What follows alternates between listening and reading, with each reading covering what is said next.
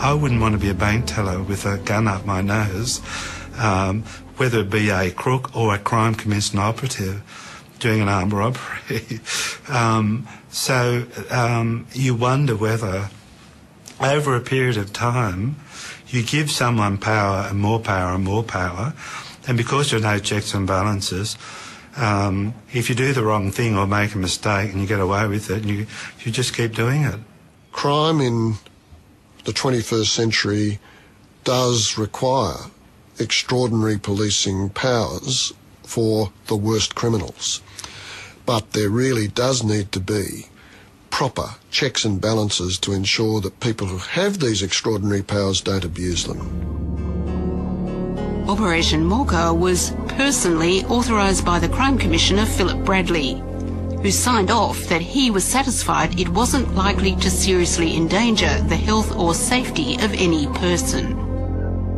In court, Mark Standen said the Crime Commission was confident the cocaine wouldn't kill anyone. Let me put this to you, Mr. Standen. What, if anything, did your plan have in it to address any concerns that the cocaine might ultimately end up on the street and be likely to seriously endanger the health of people? We did some research into the health information relating to cocaine use. There are some health issues in relation to its continued use. There are no recorded deaths from cocaine use, which is one of the things we researched. But at least one easily available police study says cocaine can be fatal. Yes, I rise to lead for the Coalition on the Police Integrity Commission Amendment, Crime Commission Bill 2008. Greg Smith is a Liberal Member of State Parliament. He's worked at the NCA and was the Deputy Director of Public Prosecutions. I just don't think the current state of the law or my morality would allow that to happen, allow people to harm themselves. Would you say selling cocaine that goes directly to users is harmful? Yes. You have to abide by rules, which is frustrating to some people because they can see the harm that these people are doing. But if we don't have rules about behaviour of law enforcement officers, then it's the law of the jungle. And I don't think we should go to that. Though he wasn't there at the time, the current police minister points out that Operation Mocha was successful. Look, at the end of the day, Mocha has seen a significant cocaine ring broken down and 22 people or thereabouts charged and prosecuted. And at the end of the day, that's the important aspect of Mocha, I think, is that people have been charged and prosecuted. But some of those prosecuted and still in jail sold less cocaine than the police did. Once you sell a kilo or 2 kilos of cocaine to a drug dealer, you already have a big scalp. You have to weigh up the costs and liabilities you have to weigh up the advantages and disadvantages of allowing that amount of cocaine into the community. Well, locking up criminals is great, but there comes a limit. We're all bound by the law. And we shouldn't, in the chase for criminals, forget that we're all bound by a criminal justice system.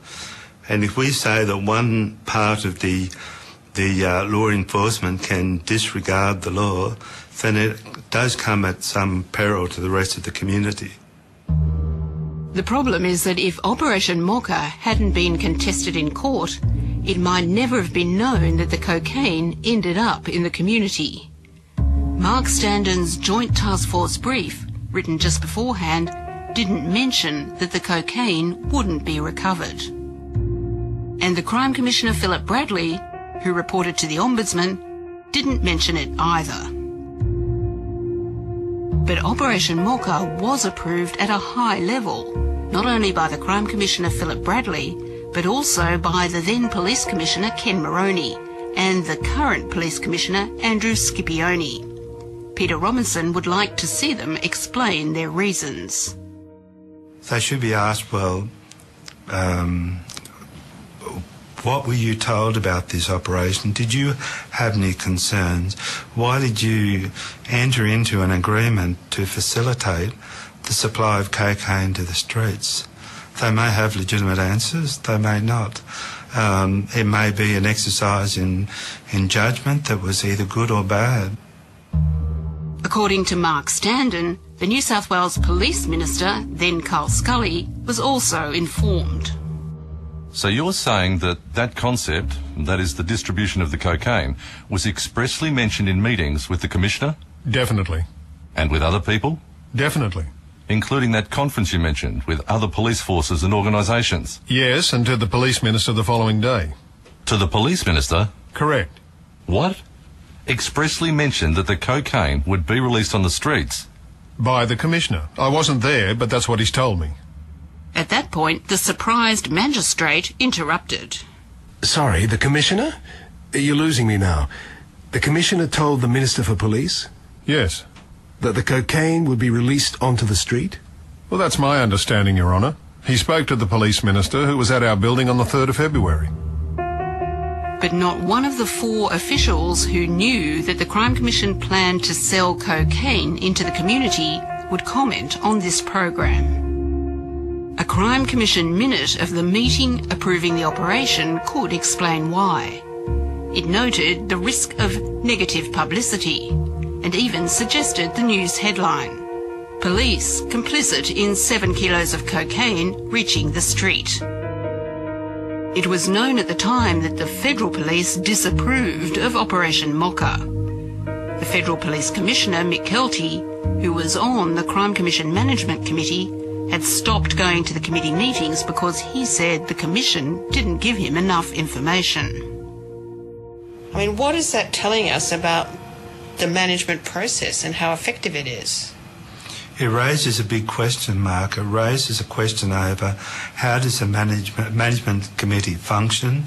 What does it do? What records does it keep of its own proceedings and its meetings? From my understanding, it doesn't report to anybody. Should the management committee have a separate reporting function? We know that the annual report's issued by the Commissioner each year. Should there be a separate report? Does it raise the issue of how meaningful its existence is? Well, it raises the issue of whether it does anything at all. Operation Mocha did shut down a major drug ring and no doubt prevented future importations. What's less certain is whether the police putting 7 kilos of cocaine back on the street was the only way to do it. When Tom first came to the Crime Commission, he'd sold 200 kilos of cocaine with Shane Hatfield, knew how and where it was collected, and even had photos of Hatfield with more than $10 million of the proceeds. As for Hurley and Mara, Tom still had the 7 kilos of cocaine and could describe in detail how it came into Sydney Airport through corrupt baggage handlers. He directed the Crime Commission to a spot in the harbour where they found a metal suitcase designed to fit under the seat of a baggage cart. In court, Mark Standen agreed it was already enough to lay charges. You had an informant that was willing to give evidence, right, about all these matters? Correct. Did you have a reasonable suspicion that Hurley, Mara and Hatfield had committed an offence? Yes. Well, you had enough to charge, and that's the test for a charge, isn't it? Correct. Finally, Operation Mocha raises questions about the use of informers. Mark Standen had been trying to catch Hurley and Mara for nearly a decade. Tom knew he could drive a hard bargain. You knew the Crime Commission was particularly interested in these 2 guys, in particular Mara and Hurley. Very much so. And you knew Standen wanted them. Very much so. And that was the key carrot, wasn't it? It was the biggest carrot in your pocket. Very much so.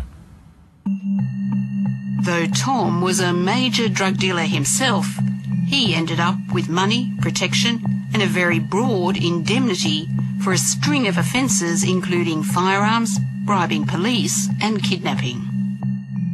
There needs to be somebody in place who can make sure that what is happening is in the public interest. Without some accountability processes, no one will ever know whether it was in the public interest to let that criminal go to get the other criminal or not. At the end of the day, the measurements of success, if the measurements of success are the number of people you arrest, the amount of money you seize in terms of civil forfeiture, if you use those as measures of success, the Crime Commission is a very successful agency. Don't touch it, leave it alone. But if there are things that underline that success that we're not prepared to live with, that is that the supply of 7 kilos of cocaine, or 70 or 700 kilos, we're not prepared to live with that, then we shouldn't be doing it. But if we are prepared to live with that, there should be public debate about it. The Crime Commission is one of the few government bodies that's not only self-funding, but makes a profit. Last year, it paid the government more than $20 million from the proceeds of crime. On the very day the Crime Commission was announcing the arrest of its lead investigator, it was seizing assets from Operation Mocha. Nothing calls for a Royal Commission over this. What do you say to that? Well, this is an isolated incident of one person engaging in crime. I don't think that justifies a Royal Commission. Since Standen's arrest, the New South Wales government has given the Police Integrity Commission a role overseeing the Crime Commission. But the Integrity Commission is smaller than the Crime Commission, and the two bodies often work together. I think the appearances are wrong. I'm not saying they couldn't do effective things, but it looks like people who were mates at one stage are now investigating their mates.